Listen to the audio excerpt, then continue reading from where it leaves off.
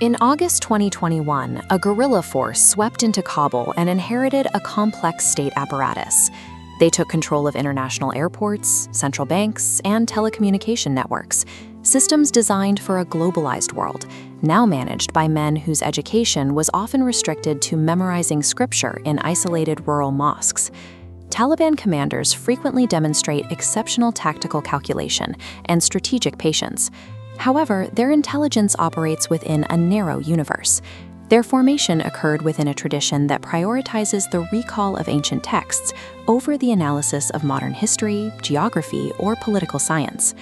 This madrassa mental architecture reduces the entire world to a small set of absolute moral binaries.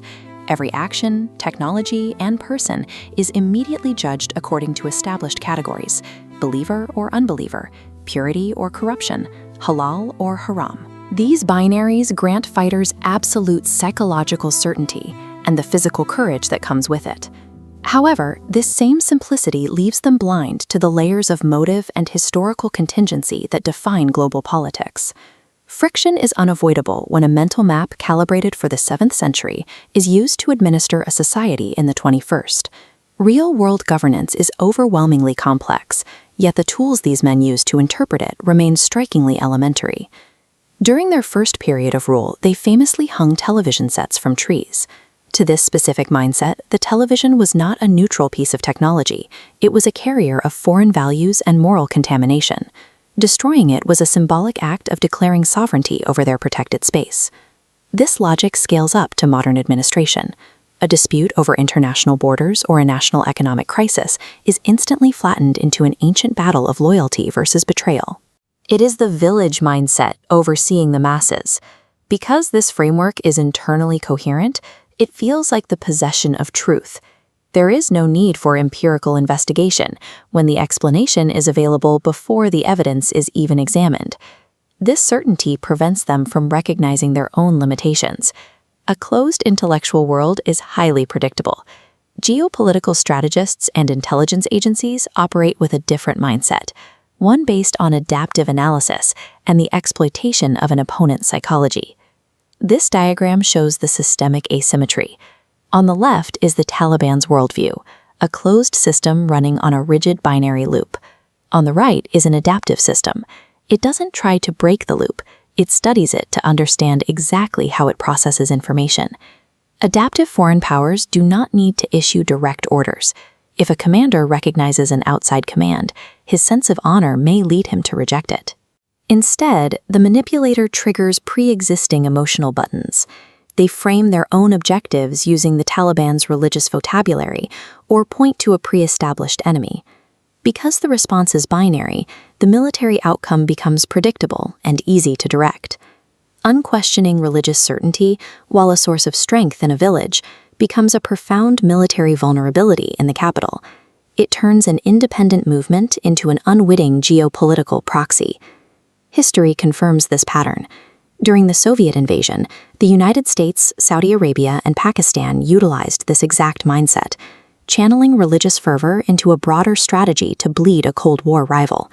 Throughout the 20-year U.S. occupation, fighters on the ground sincerely believed they were actors in a sacred cosmic struggle. They saw themselves as defenders of a pristine faith against another army of unbelievers. But beyond that internal narrative, they were functioning as instruments for regional strategic depth. Neighboring powers cultivated the movement to secure borders and exert influence, treating the insurgency as a source of leverage against rival states. A mind that cannot distinguish between personal piety and external manipulation is destined to repeat this cycle. Without the capacity to ask if they are being used, they will perpetually serve the hidden interests of nations they claim to defy. The Taliban's survival for 20 years created a profound irony. To win their war, they had to adopt the very tools of the modern world they originally claimed to despise. They mastered the language of international diplomacy. They participated in global negotiations, projecting an image of legitimacy through institutional frameworks they once rejected. Today, they rely on smartphones, encrypted messaging, and digital propaganda. They have learned to operate the machine without accepting the intellectual foundations like scientific inquiry or critical thought, that produced it. The Taliban believe they stand outside of time, but their daily practice proves otherwise. They are molded by global networks, digital technologies, and institutional procedures inherited from the very world they claim to have rejected. This systemic asymmetry has a devastating human cost.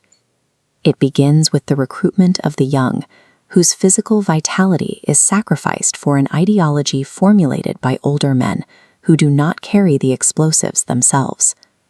In the capital, this simple mindset systematically destroys national human capital.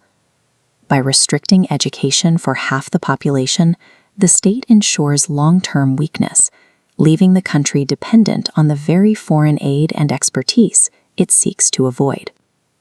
Sincerity does not guarantee independence. A movement can sincerely believe it is defending its faith, while its actions undermine its own society and serve a neighbor's strategic goals. Certainty without self-reflection is a psychological prison.